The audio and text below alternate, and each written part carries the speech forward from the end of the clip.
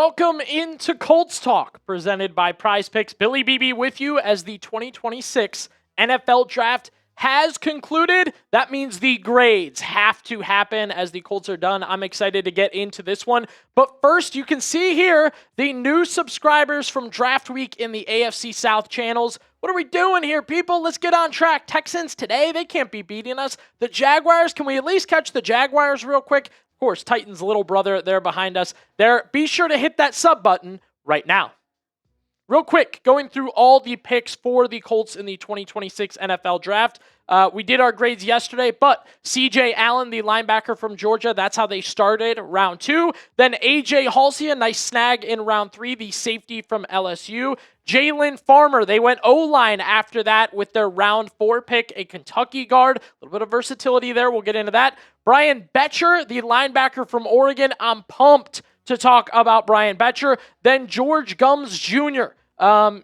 Interesting one. We're going to get a little more on him there. Then a Buckeye, baby. Caden Curry. I also host the Ohio State Football Report, so that one is going to be really fun to get into with Caden Curry. Seth McCowan is an interesting pick and definitely one that we need to talk about. And then they finish the day with a very interesting pick in Deion Burks that had the Chat Sports office talking. We're going to talk about why Deion Burks was somebody to talk about. Overall, I think I'm going to give the Indianapolis Colts an A- in the 2026 NFL Draft. I look at what other teams did. I look at needs. I look at talent. Look at who they got. Look at the fact that they don't have a first-round pick. What they came away with, the names that jumped out to me, I'm feeling very, very good about what they did. They don't get that over-the-top A+, nailed every pick, but I think they got a lot of picks that are going to be difference makers. I think they got a lot of guys that kind of fell in their lap and they took advantage of that. All key, which is why I gave them an A-.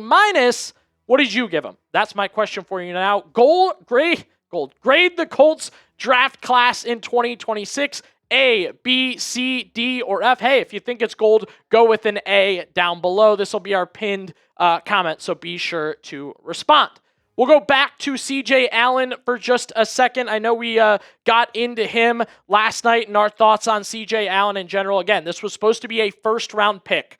It was Sonny Styles and C.J. Allen. Those were going to be your first-round linebackers. Allen ends up falling to you in round 2. Chris Ballard immediately hits the podium and hits us with, he's going to be your green dot guy, right? That's a big thing there. His instincts, pretty solid, and the down is definitely, you're going to hear about it, coverage. He can't drop back into coverage. He's very bad at it. It's his biggest bugaboo or issue, whatever you guys want to call it.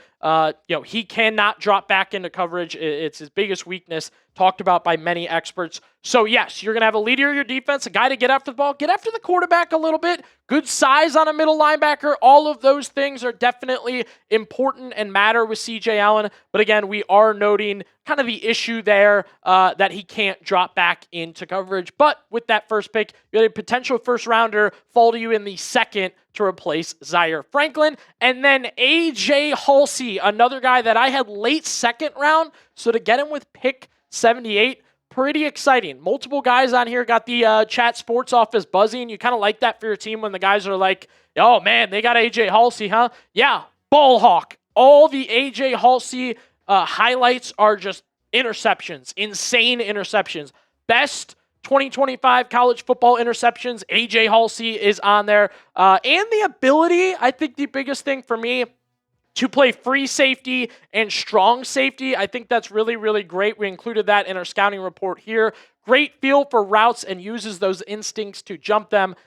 Do got to note, though, not very tall nor long, average agility. I expect Haulcy to try and compete for a backup safety job and then to give the Colts a little bit of juice on special teams. And hey, as far as development goes, as far as the future goes, you never know after that. That's kind of what I wonder about with A.J. Haulcy is a couple years with the Colts. What do we think he could do for them in the future? Question for you guys now. What was the best pick Indianapolis made in the 2026 NFL Draft? Give me a name. We'll get to the rest of the names in the video, but if you already had your best pick in mind, drop down in the comment section below and let us know.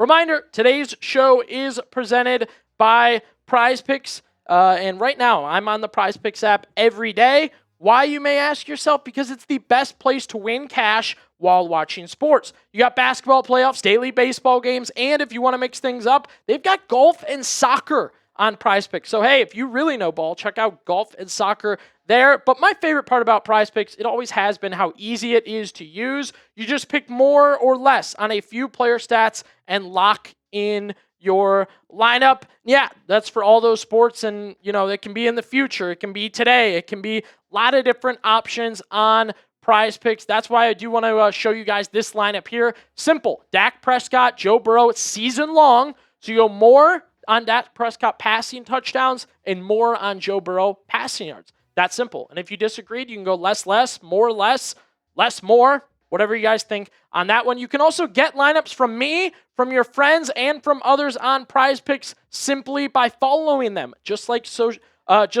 any other social media platform, Twitter, whatever else, you can follow them on Prize Picks and copy their lineup. Today, I'm going to give you guys a new user offer. Download the Prize Picks app with the link in the comments and the description right now and use code HMA to get $50 in lineups after you play your first $5 lineup. That's code HMA to get $50 in lineups after you play your first $5 lineup.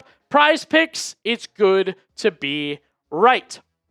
Well, we said the Colts were not going to go through the NFL draft without snagging a little bit of offensive line. Jalen Farmer, and actually we highlighted him for you guys here on Colts Talk as a possible day 3 target, right? So if you're not subbed, I mean, this is what we do for you. We get you ready. We get you settled. Liked what he did at Kentucky. I thought he adjusted well after he transferred there. Did a good job playing offensive line. And again, one thing I'm looking at too for the offensive linemen in general, did they move around a little bit? Did they play different positions? The power is definitely going to be a big deal there. Yeah, there's going to be a little bit of development that he needs, especially with the pass protection, I think is the biggest deal there. But the versatility is always important for me with a guy like Jalen Farmer, and that's why I gave this pick a B+. Let's get back to some A's, shall we? Some guys that really stand out.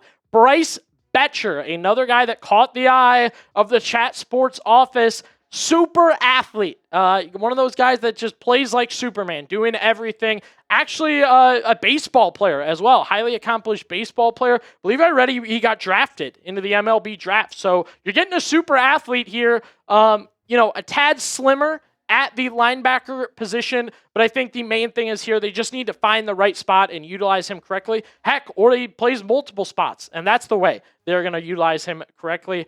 He has the mindset and vision you need to play the linebacker spot. Mostly a solid tackler, and again, the slimmer frame usually helps good coverage ability. And some people call these slim stuff undersized, but again, I'm not making too big a deal about his size. He is one of my A picks at an A- there. And then a developmental edge rusher, which we had to get some edge rushers on the Colts. It's a need. They still have to capitalize on it. I still think they're going to look in free agency for a little more help. George Gumbs Jr.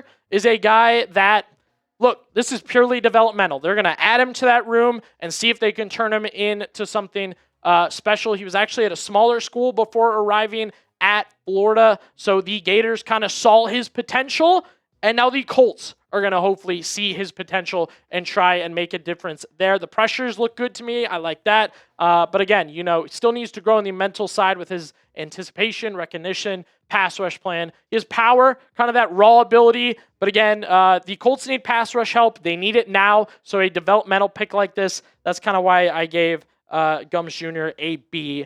My question for you, what was the worst pick Indy made in the 2026 NFL draft? Do you already know? Kind of crazy.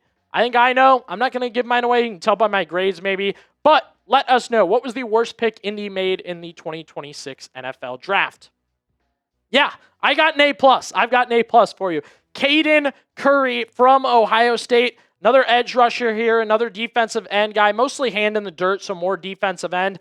But I will say, if you guys want to call me a homer for this one, fine, but Caden Curry was awesome in 2025 for Ohio State.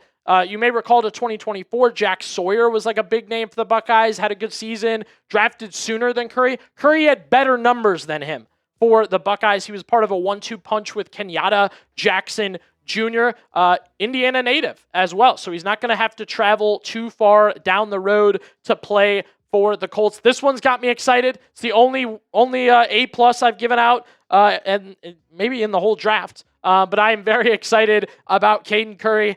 Might sound crazy for saying it. I think this is a guy that could get in there and make some noise, right? His teammate of last year, JT's on the team, so they're going to kind of work with each other. Hopefully he can get them up to speed. They can grow together, work together. Love the Caden Curry pick. Next up, Seth McCowan. Here's the deal. The Colts needed a running back. I wanted them to get a running back. I think they need someone to add to the room. Giving McGowan a B-. Number one, you've had legal trouble in the past before he transferred to Kentucky. Number two, I'm not sure this is a guy that makes your roster. That's kind of my vibe as of right now. Another very raw talent, really good vision. I think that's a big deal there, and good size. So that creates the ability to pass block and a little bit of speed to go with it. But everything we've read, looked at, and seen going into the draft with McGowan, because we have seen him in some mock drafts for the Bengals, by the way, looks like it's more of a, see if you can make the team, Seth McCowan, more than somebody that can actually possibly make the team and help you in some way, one way or another. Finally, the Colts ended the draft with Deion Burks, the wide receiver from Oklahoma. Speedster, baby. A bit undersized, but hey, you want your undersized wide receivers to be speedsters, right? And this was a name that a lot of people said, look, this would be a steal as an undrafted free agent. The Colts couldn't not have him. They had to step up, take him, and make him a Colt. Now you get another weapon for Daniel Jones and your other quarterbacks. Another guy that when we get to the preseason for the Indianapolis Colts, I have my eyes on Deion Burks. What kind of plays is he making? What is he doing for the Colts? Look, I think, again, don't love that he has to make the team in general, but a really exciting pick there. So I've asked you a lot of questions about the Colts draft. I gave them an A-. Leave your grades, leave your best player, leave your worst player, and be sure to subscribe.